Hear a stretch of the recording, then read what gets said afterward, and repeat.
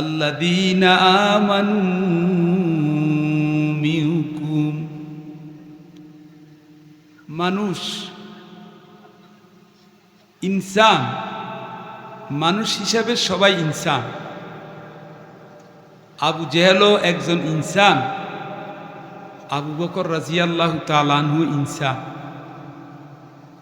কিন্তু মনে রেখো, তোমাদের মধ্যে যারা মহান আল্লাহর প্রতি ঈমান আনছে, ঈমান কবুল করছেন, আল্লাহ তাআলা তাদের সম্মানকে আরশে আজিম পর্যন্ত উঁচু করে দিয়েছেন। আপনি কি এত আস্তে কইলেন সুবহানাল্লাহ? এই আয়াতে কারিমা, এই কোরআন শরীফের ভিতরে আল্লাহ পরিষ্কার বলে দিলেন, সবচেয়ে সম্মান করেছি আমি আমার মুমিন বান্দা বান্দিদেরকে।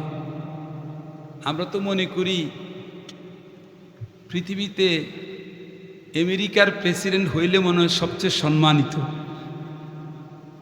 ফ্রান্সের প্রেসিডেন্ট, জাতিসংঘের মহাসচিব, সে মনে হয় সবচেয়ে সম্মানিত। ওটা হলো সে যতক্ষণ ওই চেয়ারে আছে তার একটু নেতৃত্ব কর্তৃত্ব আছে। কথা বলেন ঠিক কি না?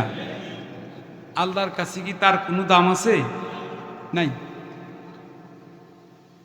আপনি দেখেন, একজন সাধারণ মুসলমান ইমানদার, একজন সাধারণ মুসলমান বেলালে হাফসি, একবারে গরিব মানুষ, কালো মানুষ।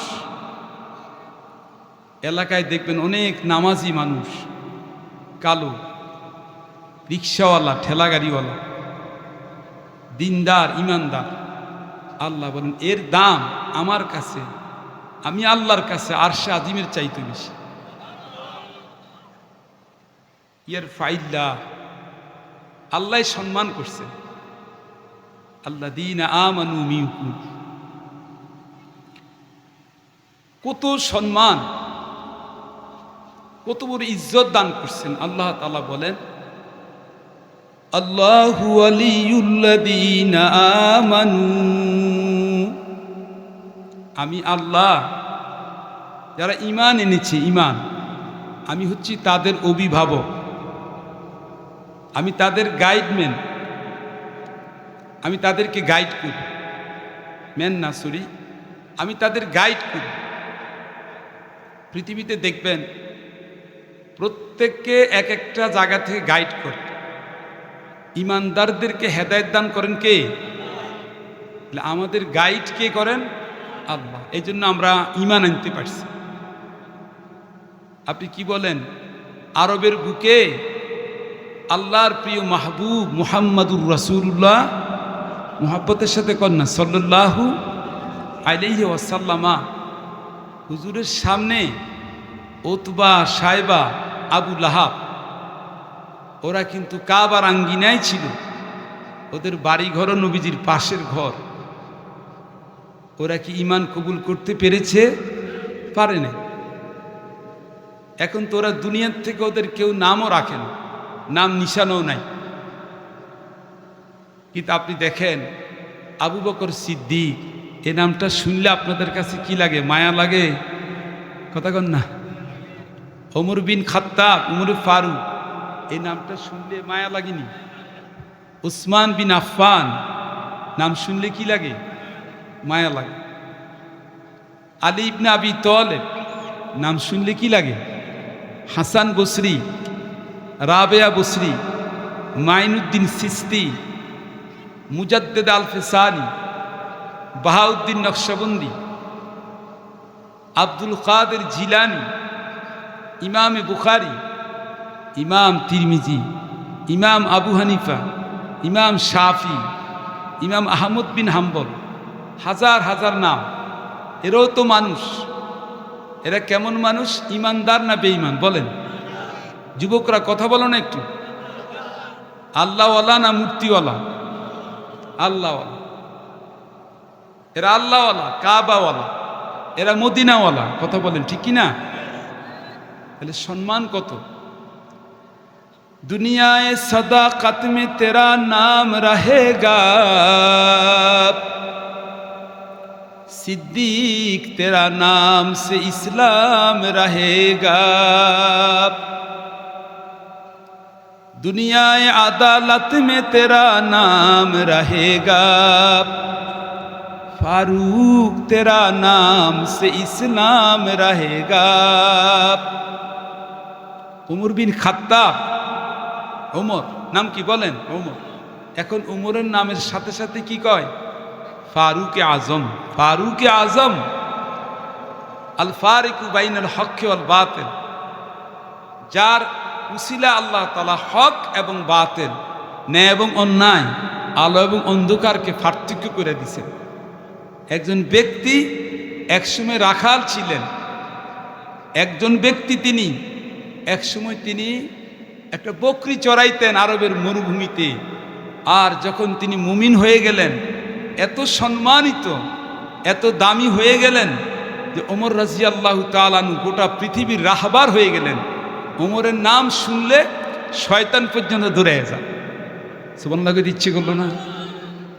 উমর, যে উমর মুমিন হওয়ার পরে এত বড়ই দামি যে ওমরের শানে, ওমরের ইচ্ছাকাঙ্ক্ষার প্রতিফলনে আল্লাহ তাআলা কুরআনুল কারীমের ভিতরে প্রায় 19টি আয়াতে কারিমে নাজিল করছে, যার শানে রাসূল বলছেন, আল্লাহ রাসূল সাল্লাল্লাহু আলাইহি সাল্লাম বলেন যে লাউ কানা বাদি নাবিয়ান, আমার পরে যদি পৃথিবীতে কাউকে আল্লাহ নবুয়ত দিতেন, নবুয়ত কেউ পাবে না, নবীজির পরে আর কেউ নবী হইতে পারবে না। কথা বুঝতে কি অসুবিধা হয়নি? একটু কথা কন না। নবীজির পরে আর কেউ নবী হবে না, নবী হওয়ার কোনো সুযোগ কি নাই। তো নবীজি বলেন যে লাউ খানা বাদি নাবিয়া, আমার পরে যদি কাউকে আল্লাহ নবুয়ত দিতেন বা নবী হইতেন, লাকানা উমর ইবনুল খাত্তাব নাবিয়া, উমর হইতেন আল্লাহর নবী। আর মেজাজ উমর, মেজাজ শরীয়ত, উমরের চিন্তা, উমরের মেজাজ ইমানদার, এত বড় মুমিন হয়ে গেলেন, ওনার চিন্তা, ওনার মেজাজ স্বয়ং শরীয়ত যা চায়, কোরআন যা চায়, আল্লাহ যা চায় হুবহু তা হয়ে গেছে। এই জন্য উনি আদালত, ইনসাফ, এমন বড় মুমিন। দুনিয়ায়ে সাখাওয়াত মে তেরা নাম रहेगा, उस्मान तेरा नाम से इस्लाम रहेगा। दुनियाए शुजाअत में तेरा नाम रहेगा, हैदर तेरा नाम से इस्लाम रहेगा। अल्लाहु আকবার। এটা কার মর্যাদা জোরে কোন? মুমিনের না কাফের? মুমিনের মর্যাদা, মুমিনের ইমানের পাওয়ার, এত বড় শক্তিশালী পাওয়ার।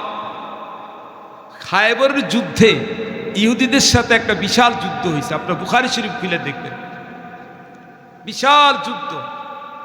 আল্লাহ রাসূল সাল্লাল্লাহু আলাইহি ওয়াসাল্লাম প্রথম দিন যুদ্ধের ঝান্ডা দিলেন আবু বকরের হাতে, দ্বিতীয়বার দিলেন ওমর ফারুকের হাতে, সর্বশেষ দিলেন আলী রাদিয়াল্লাহু তাআলা আনহু হাতে। আল্লাহ তাআলা ওই দিন হযরতে আলী এতটা শক্তিশালী হলো, মনে হয় যেন আসাদুল্লাহ, আল্লাহর বাঘ হয়ে গেছে। খায়বর, ওই যে এখন যে ইসরাইল, নেতানিয়াহু, বেঞ্জামিন, এরা হচ্ছে ইয়াহুদি, এরাই ছিল খায়বরে বিশাল দুর্গ। তো ওই দুর্গ থেকে ওরা আগুন দিয়ে মুসলমানদেরকে লক্ষ্য করে নিক্ষেপ করে করে সবাইকে শহীদ করে ফেলতেছে। এই 10-12 হাত ওরা একটা মাঝখানে খালের মতো করে এখানে নিচে ওরা কঠিন কঠিন আপনার কঠিন কঠিন লোহার পেরেক দিছে, যাতে কেউ এখানে আসতে না পারে। হযরত আলী রাদিয়াল্লাহু তাআলা আনহু এখানে আইসা পুরা ওই খায়বরের পুরা দুর্গ যে গেটটা পুরোটা খুলা একবার টান দিয়া লইয়া দিছে। সুবহানাল্লাহ, আল্লাহু আকবার। কত বড় ইমানের শক্তি! এর নাম মুমিন। বলেন এর নাম কি? আর জনগণ, এর নাম কি? মুমিন। তাহলে এখন বলেন তো সহজ কথায়, এ পৃথিবীতে সবচেয়ে বড় সম্মানিত কারা? কাফের না ইমানদাররা? এই ইমানদার মুসলমান কি এখানে আছে না নাই? কারা আছে? আল্লাহর একটু হাত দেখায়, আল্লাহরে নারায়ে তাকবীর। আল্লাহ আপনি হাতগুলো কবুল মঞ্জুর করেন। আল্লাহ আমাদের কাউকে মুসলমান না বানায় কবরে নিয়ে নেন। আমিন। একজন মুমিনের দাম একজন মুসলমানের মর্যাদা কতটুকু। যুবক, খালেস মুমিন হওয়ার চেষ্টা করো। রাসূল পাক সাল্লাল্লাহু আলাইহি ওয়াসাল্লাম কাবা শরীফের সামনে দাঁড়ায়া বলতেছেন, কাবা, হে কাবা, মা আতিয়াবু রিহুকে ও মা আযামু হুরমাতুকে। হে কাবা, তোমার কত ইজ্জত, তোমার গায়ের সুগন্ধি কত মিষ্টি। কি কন, কাবার সম্মান আছে না? আমরা সকল মুসলমান যখন নামাজে দাঁড়াই কিবলামুখী হইয়া কি কই, মুতাওয়াজ্জিহান ইলা জিহাতিল কাবা। যেখানে থাকুন নামাজ পড়বেন কোন দিকে ফিরা, পশ্চিম দিকে না কাবার দিকে? কিবলা হচ্ছে পশ্চিম দিক না কাবা? কাবা। আর আমরা বাংলাদেশে আছি, আমাদের পশ্চিম দিক, কিন্তু মূল টার্গেট কাবাকে কেন্দ্র করে আমরা সেজদা করতেছি কাকে? আল্লাহকে। সুবহানাল্লাহ কোন। এই কাবার কত দাম দেখেন। একটা ঘর, আউয়ালু বাইতিন, আল্লাহর প্রথম ঘর। এই কাবা বরাবর আল্লাহর আরশ। এই কাবা শরীফের উপরে পৃথিবীর একটা মিসাইল, একটা বিমান, কোনো কিছু উঠতে পারবে না। এই কাবা শরীফ, এই কাবা বরাবর ঠিক উপরে বাইতুল মামুর, 7 আসমানের উপরে বাইতুল মামুর। চিল্লায় এখন সুবহানাল্লাহ। আপনাদের কোনো অসুবিধা হইতেছে? এই কাবা এত বড় দামি কাবা, আপনি যদি 7 আসমানের উপরে বাইতুল মামুর মসজিদ থেকে একটা যদি রশি দিয়া একটা পাথর ছুঁড়ে দেন, বরাবর কাবার ছাদে এসে পড়বে। ঠিক এই বরাবর আল্লাহর আরশ। আমার ভাইয়েরা, আল্লাহর হাবিব নবীজি আমার রাসূল আকরাম এরশাদ করেন, কাবা মা আতিয়াবু রিহুকে ওয়া মা আযামু হুরমাতুকে।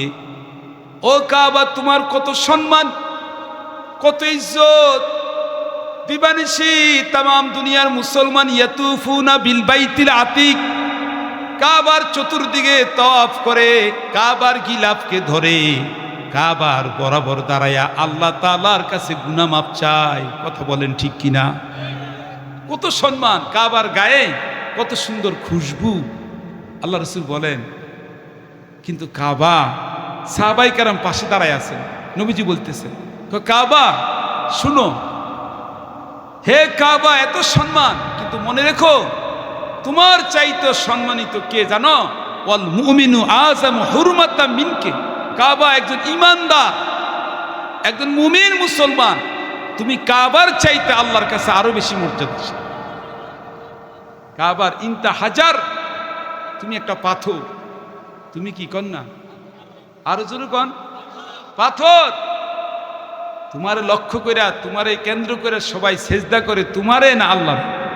তাহলে যিনি সেজদা করে, যিনি সেজদা করে জমিনে, ওয়াদউল জাবহাতি ফিল আরদ, জমিনে সেজদা করে আর সুবহান রাব্বিয়াল আলা বলে, কাবা তোমার চাইতে ইমানদার আল্লাহর কাছে আরো কোটি কোটি গুণ মর্যাদা বেশি। এই বিষয়ের উপরে আমি আর একটা কথা বলে সামনের অংশে অল্প একটু আলোচনা করি, ইনশাআল্লাহ শেষ করি। রাসূলুল্লাহ সাল্লাল্লাহু আলাইহি ওয়াসাল্লামের একজন প্রিয় সাহাবা সাদ বিন মাস, মনে থাকবেনি নামটা? বলেন কি নাম? সাদ বিন মাস। উনি মদিনার প্রেসিডেন্ট ছিলেন। এই মদিনাকে একসময় ইয়াসরিব বলা হতো। বুঝে থাকলে বলেন তো, মদিনাকে কি বলা হইতো? ইয়াসরিব।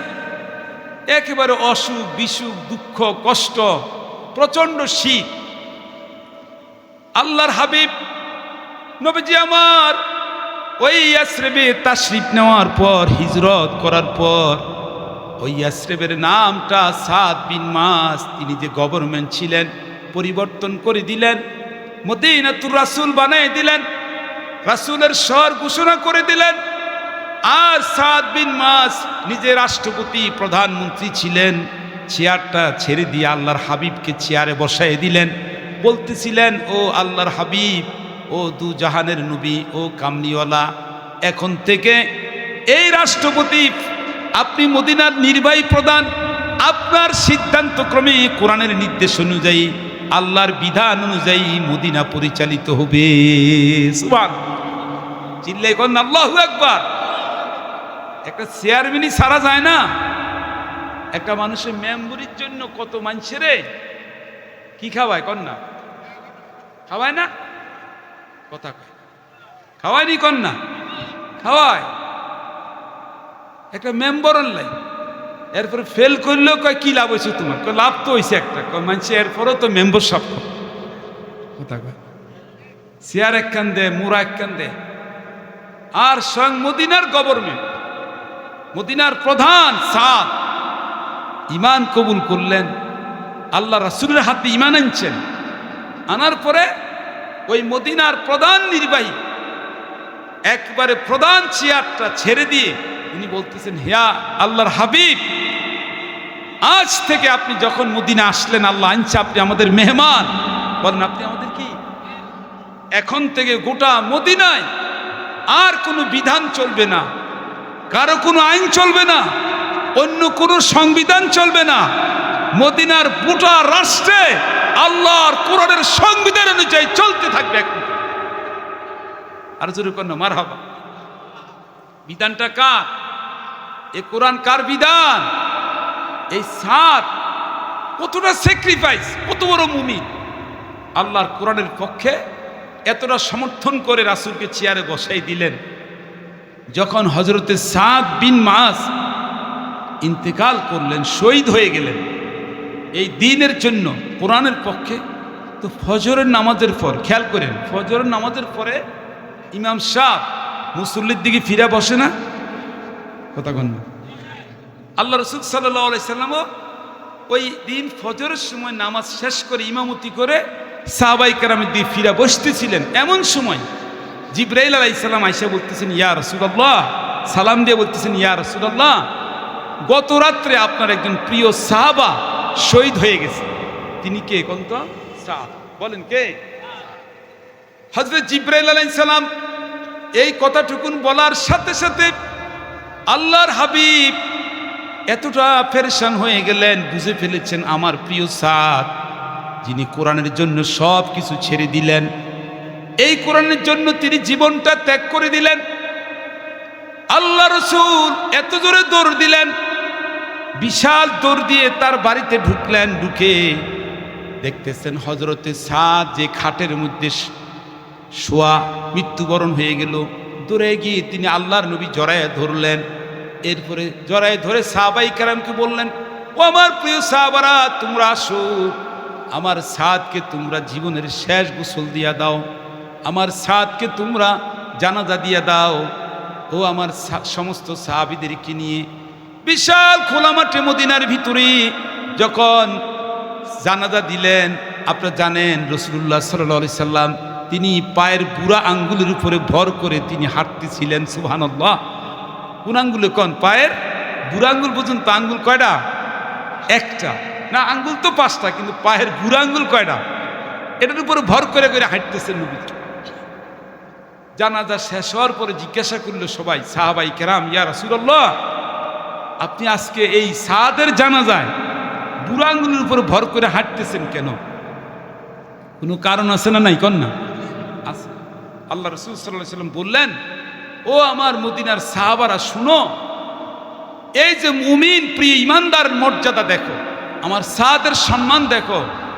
এই সাদ যখন গতকাল রাতে ইন্তেকাল করলেন, শহীদ হয়ে গেলেন, ইহতাজ্জাত আরশুর রহমান, আল্লাহর আরশ পর্যন্ত থরথর করে কাঁপছে যে একজন ইমানদার ইন্তেকাল করছে। এখন ওনার জানাজার মধ্যে এত ফেরেশতা আসছে, হাজার হাজার ফেরেশতা এসে গেছে, তোমরা দেখতেছো না? আমানতু বিল্লাহে ওয়া মালা, কি কন? ফেরেশতা আছে না নাই? আসতে কয়, কন আছে না নাই?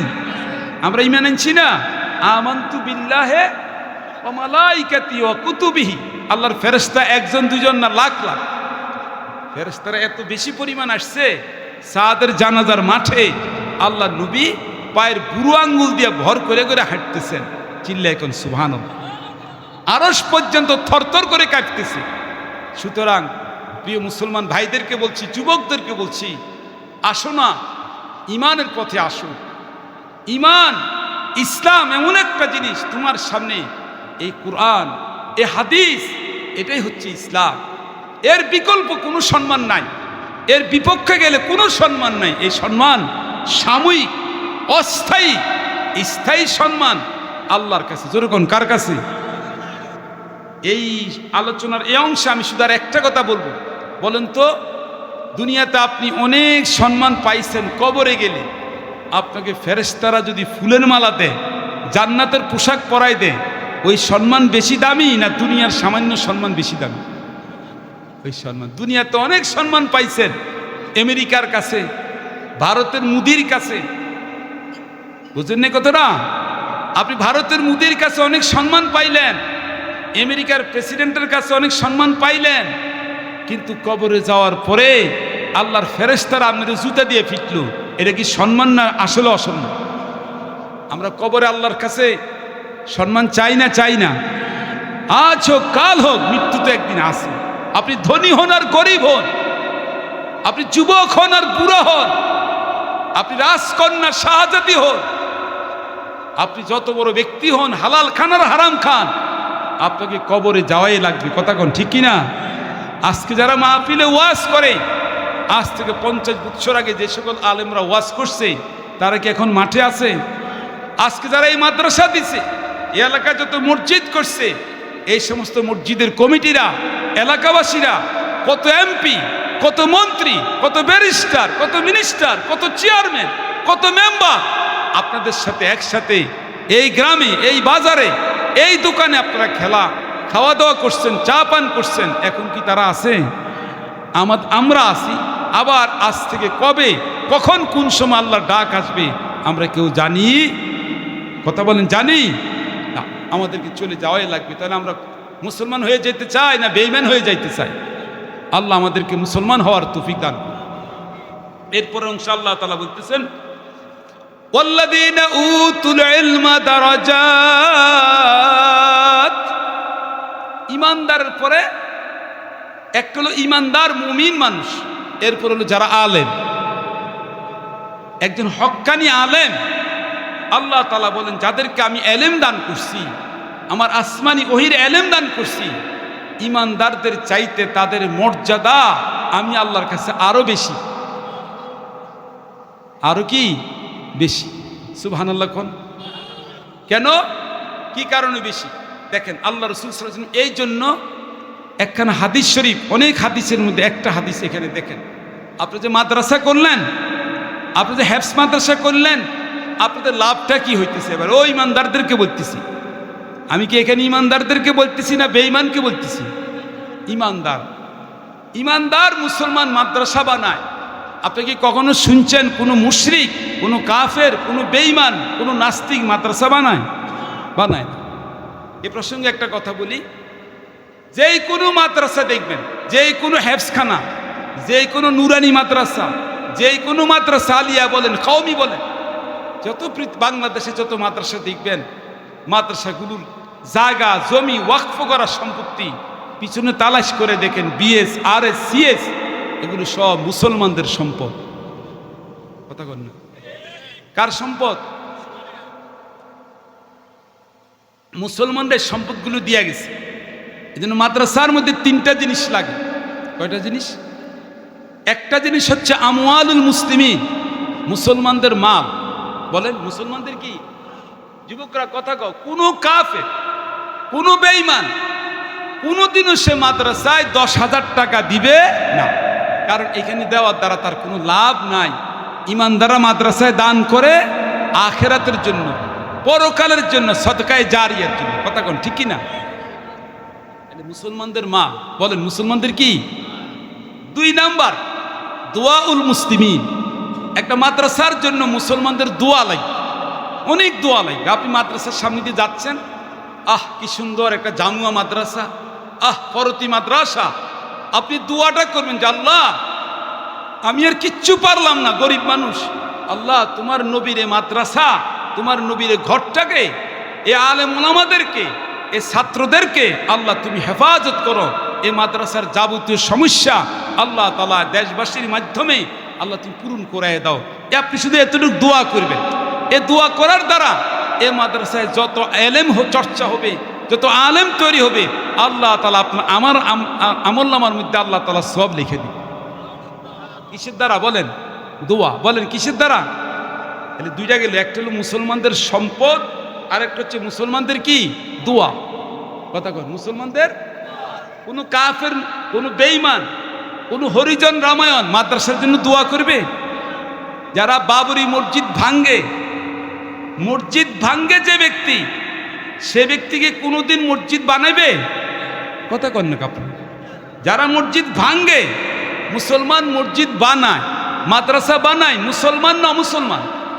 মুসলমান। এই জন্য লাখ লাখ টাকা দেয় মুসলমান। সেখানে বুঝছে যে এটা আমার হেদায়েতের ঘর, এটা আমার ইবাদতের কেন্দ্র, উৎপাদনের জায়গা। যেমন আপনারা বলেন, একটা হলো আম বাগান আর একটা হলো আম গাছের ফল। আমাদের এই বাগমারা বলেন, নালমাই বলেন, এখানে কি বিশাল বিশাল আম গাছের বাগান, না আম বিক্রি হয়? ফল, আম গাছের ফল বিক্রি হয়। ফল কি বিক্রি হয়? আম আসে কোত্থেকে বলেন? রাজশাহী থেকে, কুড়িগ্রাম থেকে। তাহলে ওখানে যারা গাছ লাগাইছে, ওখান থেকে উৎপাদন করেন, প্রোডাকশন হয়ে এখানে এসে ফল বিক্রি করে। আপনারা তখন আম খান, হিমসাগর, কত সুন্দর সুন্দর আম খান। কথা কোন ঠিক কিনা? তাহলে মাদ্রাসা হচ্ছে ইবাদতের উৎপাদনের জায়গা। এখান থেকে আলেম তৈরি হয়, হাফেজ তৈরি হয়। চিল্লাই কর মারহাবা। একজন হাফেজ, একজন হক্কানি আলেমের কেন্দ্র কোথায় বলেন? ভার্সিটি। বলেন কোথায়? মাদ্রাসা না ভার্সিটি? মাদ্রাসা। আমি ভার্সিটিকে খারাপ বলতেছি। আমার মূল উদ্দেশ্য হচ্ছে আলেম তৈরি হয় কোনখান থেকে, হাফেজ তৈরি হয় কোন থেকে। আপনি যদি হাফেজ তৈরি না হয়, এটা যদি আপনি যদি এই কেন্দ্র না রাখেন, মারকাজ, তাহলে আপনি তারাবির নামাজ কেমনে পড়বেন? এই জন্য বলছি যে মুসলমানদের তিনটা জিনিস লাগবে। একটা হচ্ছে মুসলমানদের মাল, আরেকটা হচ্ছে মুসলমানদের দোয়া, আরেকটা হচ্ছে মুসলমানদের আওলাদ। মুসলমানদের সন্তানদেরকে মাদ্রাসার ছাত্র ছাত্রী হিসেবে দিতে হবে। কথা কোন ঠিক কিনা? আপনাদের মধ্যে জানা মতে বলেন, স্কুলে কলেজে, আমি কাউকে খাটো করছি না, স্কুল কলেজে মুসলমানের ছেলে মেয়েরাও পড়ে, হিন্দুর ছেলে মেয়েরাও কি পড়ে, কিন্তু মাদ্রাসার ভিতরে, কোনো মাদ্রাসার মধ্যে কোনো হিন্দুর ছেলে পড়ে? আওয়াজ দিয়ে কথা কন। যারা পড়ে ছাত্র ছাত্রী মাদ্রাসার ভিতরে, তারা সবাই মুসলমানের সন্তান। তাহলে কি বুঝলেন? তিনটা জিনিস, এই তিনটা জিনিস আপনারা দিবেন। নাম্বার এক, দোয়া। বলেন নাম্বার এক কি? দোয়া করবেন তো ইনশাল্লাহ। 2 নাম্বার হচ্ছে সম্পদ। 3 নাম্বার সন্তান দিবেন। আপনার সন্তান ইবাদত করার জন্য এখানে শিখবে। আপনার সন্তান কিভাবে জানাজা দিবে। আপনি যদি মাদ্রাসা না রাখেন, মনে রাখেন আলেম তৈরি হবে না দেশে। আর আলেম যদি তৈরি না হয়, দেশটা ইমান থেকে, দোয়া থেকে সরে যাবে। কথা কোন ঠিক কিনা? এই জন্য আপনি দেখেন, ও মুসলমান, আপনি চিন্তা করেন, আপনার আমার নাম রাখতে আলেম লাগে। আপনার আমার ভূমিষ্ঠ হওয়ার পরে কি কন, 7 দিনের আমরা যত কাজ করি, নাম রাখতেও আলেম লাগে, মৃত্যু হওয়ার পরে জানাজাতেও আলেম লাগে, ঈদগার মধ্যেও আলেম লাগে, মসজিদও আলেম লাগে, মাদ্রাসার মধ্যেও আলেম লাগে, মাসালা বুঝতে আলেম লাগে। আপনি যদি হজ করতে যান, তাও আপনি শিখার জন্য আলেম লাগবে। যাকাত দিতে আপনি আলেম লাগবে। সদকায়ে ফিতর দিলে আপনি আলেম লাগবে। আপনার ঈদুল ফিতর নামাজ পড়তে আলেম লাগে, ঈদুল আজহা করতে আপনি আলেম লাগে। কথা কোন ঠিক কিনা? আলেম ছাড়া আপনি যদি দিন মানেন, আপনি মুসলমান হয়ে কবরে যাইতেন চান, তাহলে আপনি আলেমকে খুশা দিয়া, আলেমদের সাথে বেয়াদবি করা আপনি কোনোদিনও টিকতে পারবেন না। এই জন্য আমাদের প্রয়োজনে, আমাদের দিনের স্বার্থে, আখিরাতের প্রয়োজনে মাদ্রাসাগুলো তৈরি করা লাগবেই লাগবে। কথা কোন ঠিক কিনা? এই জন্য আমি একটা হাদিস পড়েই শেষ করে দিচ্ছি। দেখেন, আল্লাহ রাসূল সাল্লাল্লাহু আলাইহি ওয়াসাল্লাম বলেন, কোন আলেমা, কি সুন্দর করে বলছেন, তুমি হও একজন আলেম। কোন মানে তুমি হও, তোমার জীবনে হও কি তুমি, কন না আলেম, জোরে কোন কি আলেম, এই একটা। অথবা আও মুতাআল্লিমা, অথবা তুমি আলেম না হইতে পারো, অন্তত তালিবুল ইলম বা ছাত্র হও। মানে এই যে মাহফিলে বসা আছেন, এখন আপনি যদি কেউ আলেম নাও থাকেন, আলেম আছেন, কিন্তু যারা আলেম না, আপনার আলেমের কি এখন ছাত্র, জোরে কোন কি অথবা আপনি আলেমের কথা শুনতেছেন, মুস্তামিয়া, আপনি জীবনে আলেমের ছাত্র হইলেন না, সরাসরি মাদ্রাসার তলিবুল এলেম, মাদ্রাসা হেফসখানাও ভর্তি হতে পারলেন না, আপনি বুখারী শরীফ পড়তে পারলেন না, হেদায়া কুদুরি পড়তে পারলেন না, ছাত্র হইলেন না, আপনি কি হইলেন কোন? আপনি আলেমদের কথা তো শুনেন, জুমার খুতবাতে আলেমের কথা শুনেন না? খুতবা শুনেন না? যুবকরা একটু কথা কয় না বাবারা, শুনেন না? শুনেন না? রাসূল সাল্লাল্লাহু আলাইহি ওয়াসাল্লাম বলছেন তুমি হও আলেম। বলেন কি কইছে কোন? হও, অথবা আলেমের ছাত্র হও, অথবা তুমি আলেমের কে কথা শোনো, অথবা তুমি আলেমকে কথাও শুনতে পারে না, এত ব্যস্ততা, অথবা জেলখানায় আছে বছরের পর বছর। তুমি পৃথিবীর যেখানে থাকো ওখানে আলেম নাই। হ্যাঁ ঠিক আছে, আলেম নাই, তুমি দূরের থেকে হলো আল্লাহর নবীর ওয়ারিস আলেমদেরকে তুমি মুহাব্বত করো। আপনি কি মনে করেন বাংলাদেশে যত আলেম আছে, ইটালিতে, লন্ডনে, থাইল্যান্ডে, নেদারল্যান্ডে এত আলেম আছে? ভাই একটু তাড়াতাড়ি কন। থাইল্যান্ড, নেদারল্যান্ডে এত আলেম আসেনি কোন? বাংলাদেশে যত আউলিয়া কেরাম আছে, আপনি বলেন লন্ডন সিটিতে এত আলেম আসেনি? নাই। আছে?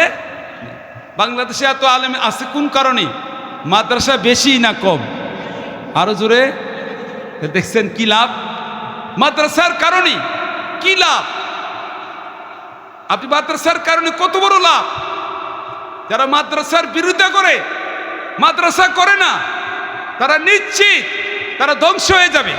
কারণ তারা তো দেশে আলেম থাকবে না তখন। আপনি আলেম থাকার কারণেই আপনি যখন বাজারে যান, বাসে যান, রেলগাড়িতে যান, আপনি লঞ্চে যান, বিমানে যান, সবখানে আলেম খুঁজে পান। বাংলাদেশে আপনি একটা মনে করেন অজুর জন্য পানি পাইলেন না, তায়াম্মুম করবেন, মাসালা জানেন? আপনি কেমনি তায়াম্মুম করবেন? আপনি একটা রমজান মাসের মাসালা আপনি কোত্থেকে বলবেন? কি বলেন? ডাক্তারের কাছে যান আপনি চিকিৎসার জন্য, আখিরাতের জন্য, ইমানের জন্য আপনাকে আলেম লাগবে না? লাগবে না? যেরকম লাগবে। ভাইরা আমার বন্ধুরা, এই জন্য আলেম এত প্রয়োজন। আলেমের কারখানা, উৎপাদনের জায়গা হচ্ছে মাদ্রাসা। বলেন কি? দেখেন তো মাদ্রাসার শব্দটার প্রথম অক্ষরটা দেখেন। মাদ্রাসা লিখতে লাগে কি? মিম। বলেন কি লাগে? আরো জোরে কন। দেখেন মসজিদ লিখতে প্রথম অক্ষরটা কি? মিম। কথা কয়। মসজিদ লিখতে প্রথম অক্ষরটা কি? মসজিদ। মাদ্রাসা। দেখেন তো আমার নবীজির নামটা কি কোন তো? মুহাম্মদ। বলেন না সবাই কি নাম? আমার নবীজির প্রথম নামটা কি? আর জোরে কন। মুহাম্মদ। কি নাম? মাশাআল্লাহ। আমাদের আজকের আলোচক, যাকে দেখার জন্য এক নজর আপনারা বসে আছেন, হ্যাঁ, আমার নামে নাম না, আল্লাহ তাআলা তাকে নেক হায়াত দারাজ করুন। আসেন, কই মঞ্চে উঠে মঞ্চে উঠে বসাই দেন। একটু বসুক এখানে, শেষ করে দিচ্ছি, 2 মিনিট 3 মিনিটে শেষ করে দিচ্ছি। আমাকে বসান, বসান। আমাদের এই এলাকায় মেহমান হিসেবে আসছে, আপনাদের দাওয়াতি মেহমান, আল্লাহ তাআলা তাকে নেক হায়াত দারাজ করুন। আপনি কি এই মাসালা জানেন? আলেম হোক আর গায়রে আলেম হোক, এদিকে তাকান আমার দিকে, এই মাসালা জানেন যে ফালাম ইয়াজালিল খালকু ইয়ানকুসু বাদাউ হাত্তাল আন। আল্লাহ রাসূল সাল্লাল্লাহু আলাইহি ওয়াসাল্লাম বলে গেছেন, তোমরা দেখবা ধীরে ধীরে ধীরে ধীরে লম্বা মানুষ আস্তে আস্তে কি হয়ে যাবে। এটা কি জানেন না আপনারা? এই যে আপনারা দেখেন তো, আপনাদের দাদা, উপরের দাদা, আরো উপরের দাদারা আপনাদের মতো ছিল না, আরো লম্বা ছিল। জোরে কথা কন। জানেন না? অনেক লম্বা ছিল।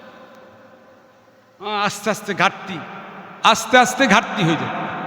এই জন্য আমার ভাইরা, আমার বন্ধুগণ, আমার শেষ কথাটা ছিল এই, বলেন মাদ্রাসার প্রথম অক্ষর কি কন?